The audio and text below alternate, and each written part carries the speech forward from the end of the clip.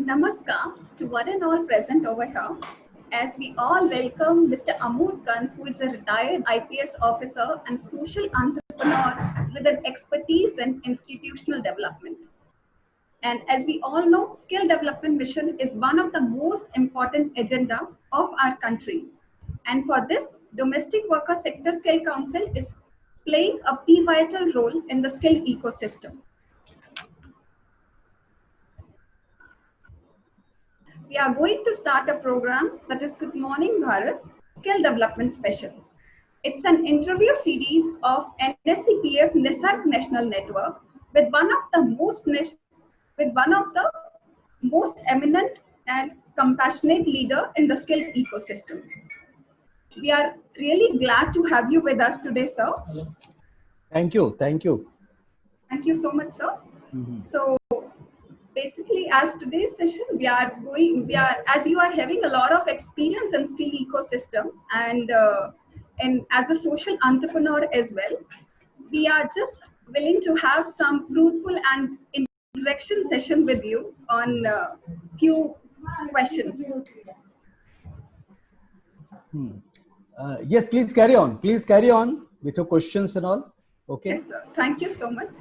So basically, our first question is, what were the major reasons to form the SSC for the domestic workers, and how has this created an impact in the sector? So far as I am concerned, about 5 years back, there was a discussion going on that there are already about 39 sector skill councils in the skilling ecosystem of India. And when I say sector skill councils, it means that within the National Skill Development Program, which is called Skill India Mission, a Skill India program, and there is something called National Skill Development Corporation, NSDC.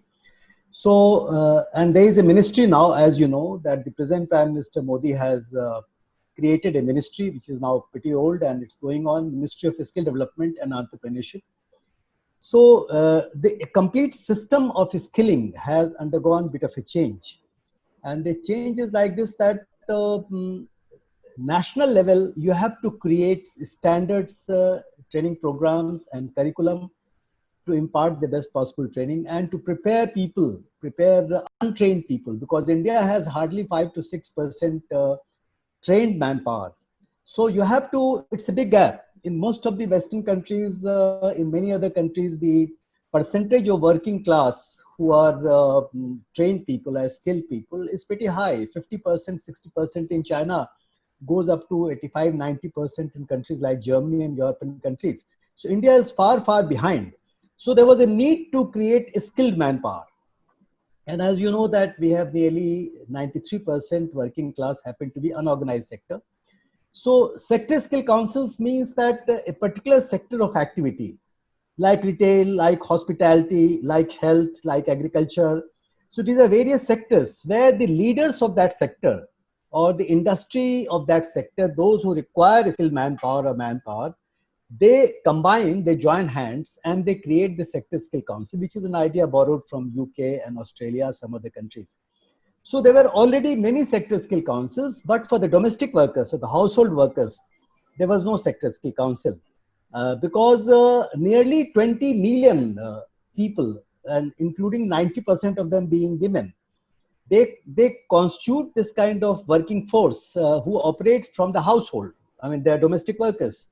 When I say domestic workers, they can be in-house workers or they can be coming from outside to households, live in and live out as we call them. They could be part-time, like, jhadu, pocha, bartan types, or they can be full-time, could remain in the household for all the time. They can be specialized domestic workers or maybe non-specialized. So, I mean, so we had to create the whole system. And there was no system at all for domestic workers. So that is why International Labour Organization was trying to do, several other organizations tried to do, but they could not do it. So as the founder secretary of Prayas, which is a national level organization, which is served by nearly 750 people. It has 200 centers, which runs huge programs for children, for shelters, for homes, for unorganized workers and skill development programs, many of them. They approached, the ILO wanted us to take the lead 12 organizations created a consortium, and we decided to apply to the government of India to create a sector skill council for domestic workers, and it was created. And the government of India gave us some grant also. So this is how it came into existence. And of course, the role it has to play, we can discuss further. Okay. Yes, sir. Thank you so much. So the next question we are just wanting to ask you, it's like SSCs are generally industry-led organizations. So as per the demand of the industry, skilling has to happen in the skill ecosystem. So how industry is getting connected to the SSCs? See, that's a very, very important point and a good question, because most of the sector skill councils, they happen to represent various industries I mentioned to you, Yes, yes. like retail, hospitality, etc., gems and jewelries, beauty and wellness. These are all various sector skill. Security, for example, in construction, it has an industry sector skill council. Now, here is a kind of work, the domestic workers or the home-based workers, the household workers, who do not represent any industry. It's an economic activity because you pay to them. I mean, all these workers are paid, and they can be highly specialized also, they can be skilled also, but then it does not create industry. A family or a house can't become industry. So we decided to create this body as a Section 8 company or non-profit company. But right from the beginning, this thought came that this particular sector skill council will not function or represented by the industries, but there are stakeholders. So the stakeholders who are supposed to work for us would be, for example, the various associations and organizations connected to domestic workers, trade unions and associations, placement agencies, most of whom presently are not regulated. They are not yet brought within the cover of any law, but placement agencies and placement services. Those placement services can be those who deal with the domestic workers day to day, hands on, or they could be online also. There are, like Urban Clap, for example, some other organizations, placement services, who get them on the job, who get them in the households. Okay. Then we have got training providers. There are thousands of training providers across the country, trainers and assessors and organizations who are supposed to become stakeholders to help us. Voluntary organizations, like 12 of the voluntary organizations joined hands to create this body, Prayas being one of them. It's a big voluntary organization. So these are the various stakeholders. Then specialized bodies, for example, Helpage India, the CEO of Helpage India is in our governing council, and Helpage India is a leading organization for child care, for elderly care. Then we have got organizations representing child care, for example. So these are various types of stakeholders who work to substitute the industry connect. I hope I'm clear. Okay. Yes, sir, you are. So thank you so much for the fruitful answer, as we have received the solution what we were looking for. So the next question is, in the current pandemic situation, what are the special plans of your SSC to help the domestic workers? See, the pandemic, as you know, has affected all classes of people. It is almost becoming universal. And youth the conditions that obtain in Delhi now, in Maharashtra and Tamil Nadu and various places. One of the biggest fallout of the pandemic, and so far as India is concerned, the Indian condition, that most of the people lost their jobs, a large number of them, particularly those who happen to be in the unorganized sector. And as you know that 93% of working class happen to be from unorganized sector. And then among the unorganized sector also, the domestic workers, the household sector happens to be the most deprived. They are illiterate, most of them. They don't have their rights which are being vindicated. They have all kinds of problems. So the first thing which happened, that most of the households, they decided to dispense with the services of the domestic workers, as you know very well. Yes, So yes, sir. we have also conducted a study. The DWSSC has carried out a survey of nearly 200 domestic workers. Although in my opinion, they don't represent the real migrants, the real domestic workers who happen to be very deprived. But anyway, that's a study which I would like to refer. And we wanted to connect about 800 of them, but 200 came on board and we studied their problems. When we studied their problem, we found that nearly 96% of them, just about a month back, 96% of them had no jobs at all because their households had told not to come. Hardly 4% among them were actually going to the households. Nearly 23 to 25% happened to be those domestic workers who happened to be, who wanted to go back among these millions of migrants who are on way back home. You must have seen in the newspaper, everybody knows about it. Yes, sir. That one of the biggest challenges that India is facing today, that happens to be the migrant workers on reverse journey. They are going back to their native places. Yes, yes, sir. Particularly Bihar and Jharkhand and UP and other places. So Yeah. what's happening that domestic workers becoming jobless themselves, not able to earn money, Yeah. they had to go back. So now they went back. So 25% of domestic workers, they went back with their families, with their children, because normally they are with their families. Yes, The sir. normal kind of characteristic of a domestic worker is such that they happen to work, they happen to come to bigger places like Delhi and Bombay. They live in very, very poor localities. Their husbands also do some kind of work. Their family members do some kind of work. And then they survive. They barely survive. Most of Yes, the sir. domestic workers, 85 to 90%, they get their wages in cash. Yeah, yes, And they sir. don't get through, although many of them have bank account, but majority of householders or employers don't want to give them through bank account. They want to give them in cash. Everybody wants to give in cash. Result is that these domestic workers could not collect the cash and their bank account was not being used. So they came into huge crisis, huge crisis. And let me give another instance. See, Prayas as an organization, as you know, that we are very active during the COVID crisis. Yes, sir. There are nearly 300, more than 300 Prayas workers who are in the field. I go to second, third day. I had to work and lead them, these employees. There, for example, we have fed about 150,000 people recently, provided them food, so many of them. And I have all reasons to believe, as I have been told, that not less than 10 to 15,000 families they came across who happened to be working in the households. So their suffering during the COVID is absolutely apparent, known to me personally and known to everyone. So that's a very, very big issue. So at this stage, at this point of time, first of all, we have to support them. We should support them because of the loss of employment, loss of wages. They don't have food to eat, even place, because the rentals they could not pay. They are not able to pay. The landlords are throwing them away from their households. While they go back to their native places, they suffer huge crisis.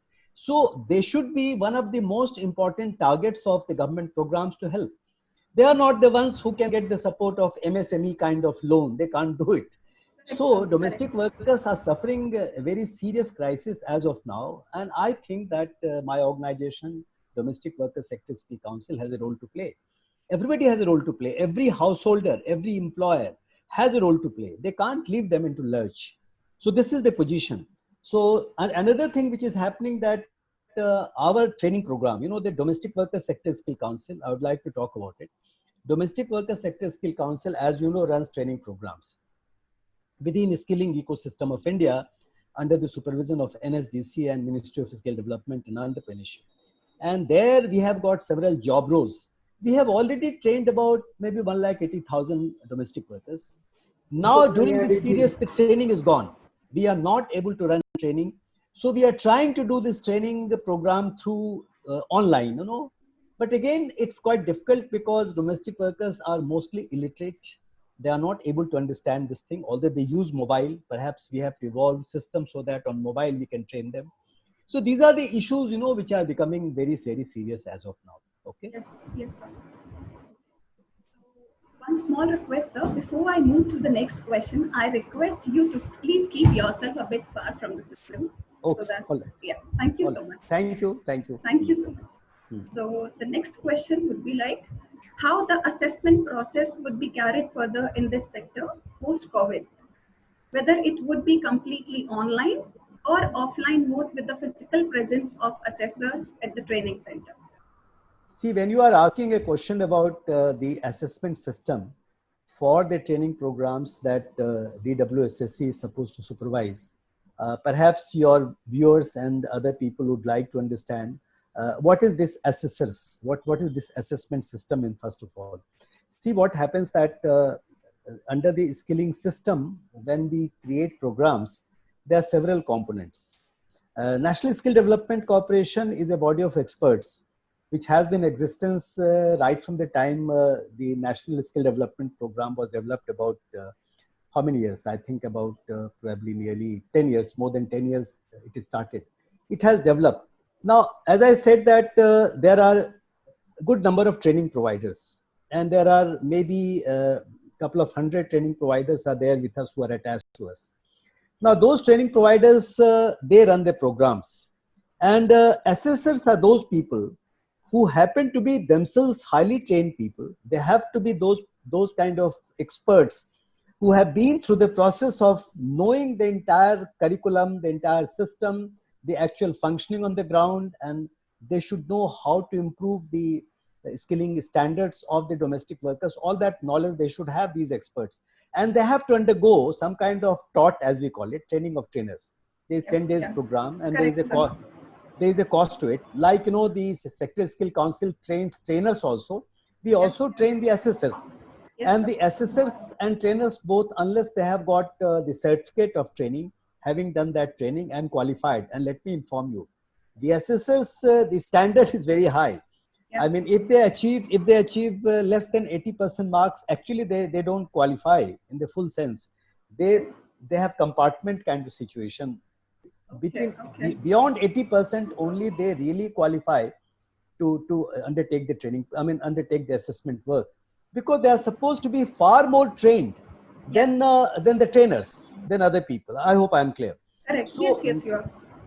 But the again issue is that the problem arises that when training program is done physically, and they sit in their classes and the training program goes on, and after the training program the assessment is done, it is not difficult at all. It's done very beautifully, very well done.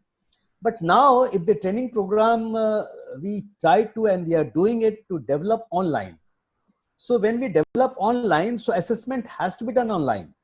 And I said that there is the technology fear, or the fear of getting into this kind of situation that we are doing right now.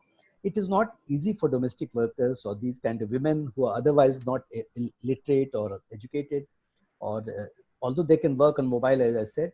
So it's a big testing time as to how do we carry out. And more importantly, we have to get hold of domestic workers, actual domestic workers who are presently in the crisis. The training becomes a secondary affair. And if training is secondary affair, the assessment also becomes a secondary affair. So assessment comes into picture only when training is carried out.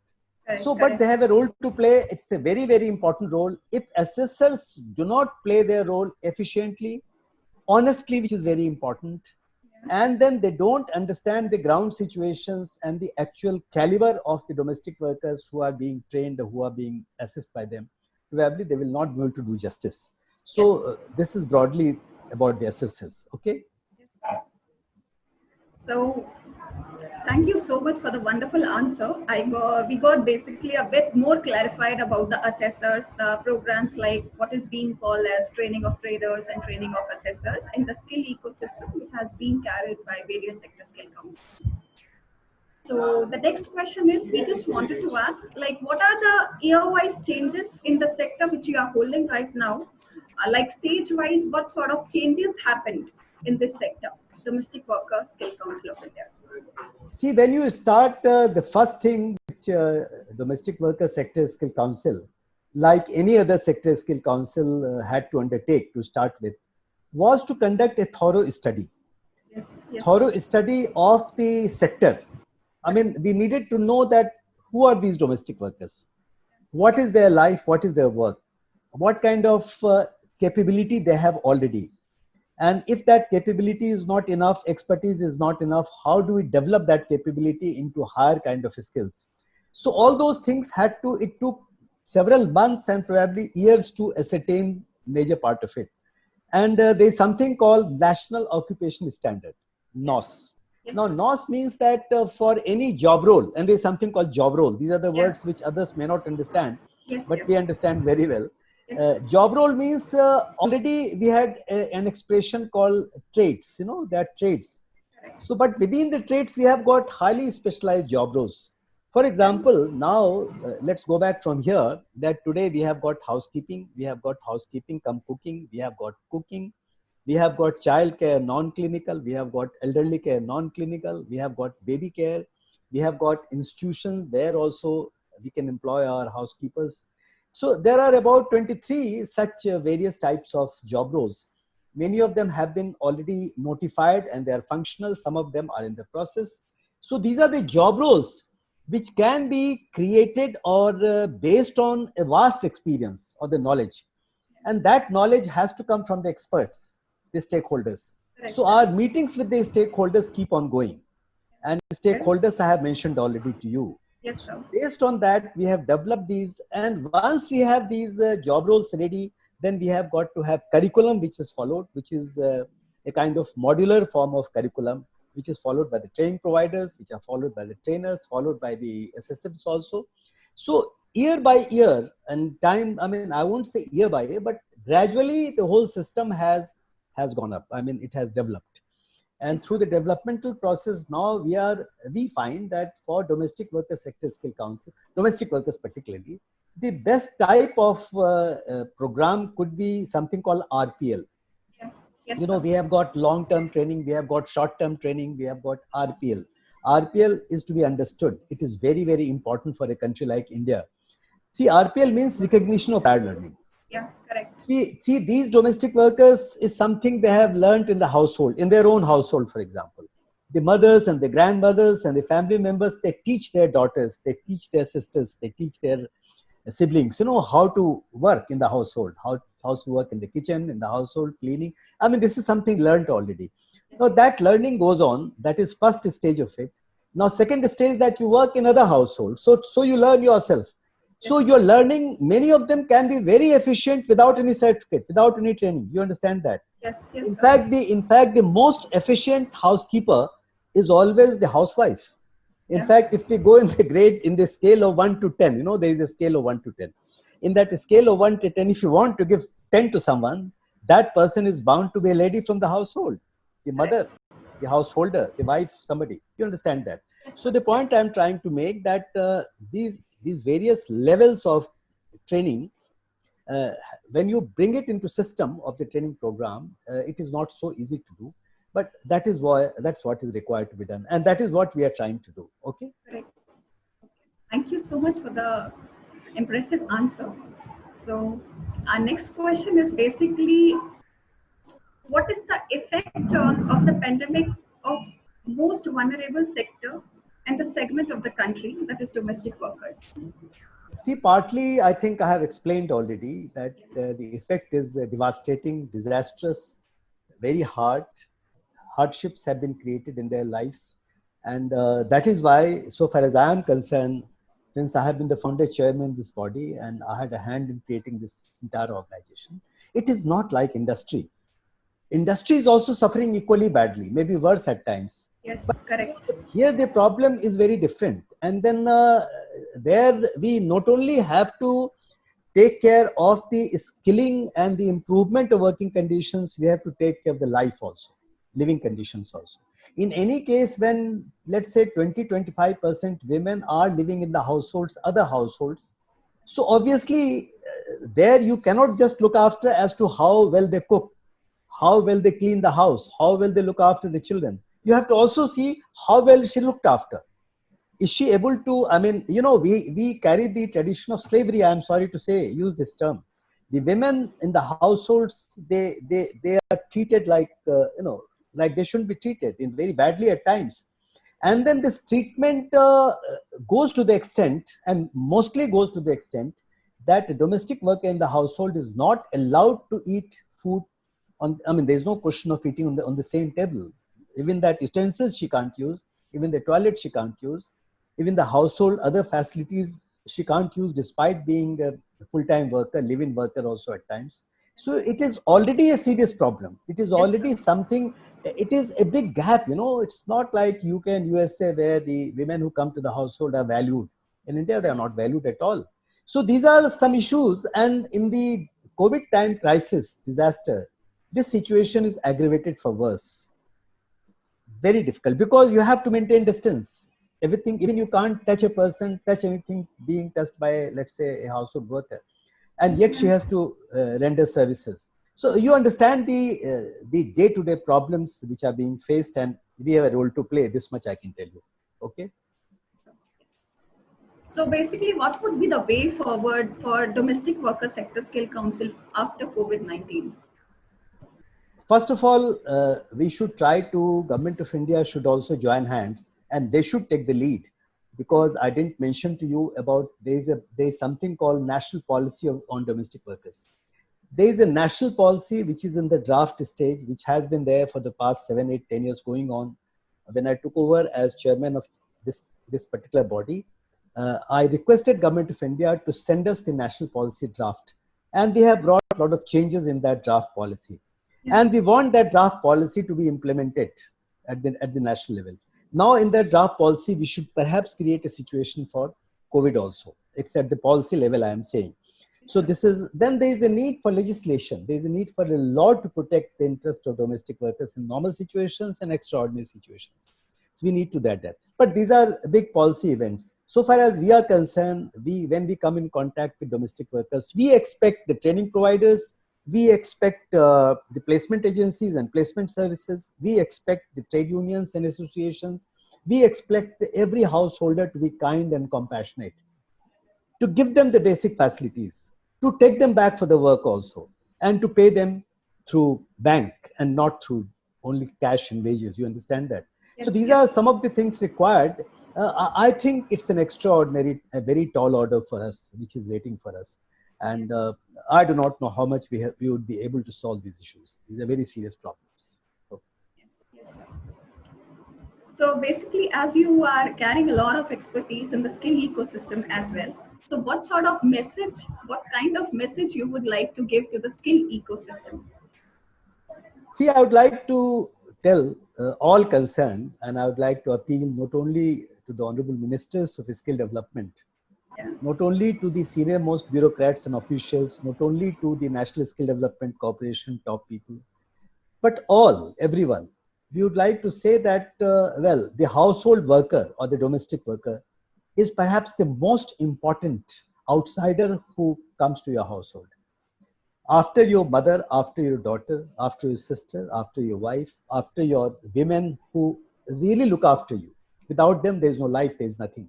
Perhaps the next kind of person who comes to your household happens to be a domestic worker, who's very, very important. Her sight is lost. She looks very invisible. She is not able to create the impact she should in your life, but very silently she does it. You must recognize it. That is very, very important. And secondly, wherever she is, wherever these people are, they become our first call in the given situation. They have their own children for whom I work heavily otherwise also. They have their own families, and we have to see how best we can help them. Okay. So it was really a fruitful session with us. We are already done with the questions we have planned and to ask you basically, and we got a very impressive and fruitful answers as well related to all the questions that we asked. So thank you, Vaishali, very much, and thanks to Nisarg, your organization, yes, which has this body which has organized this program. I'm very thankful to everyone who are listening or might listen in the future, because I'm not speaking for myself at all. I'm just a representative. I'm just an agent, yes, for these people. Okay. Yes. So I would love you to hear and do something about them. Yes, sir. Thank you so much. It was really glad, and we feel indeed pleasure to have you today with us. Thank you so much for everything. Thank you. Thank you.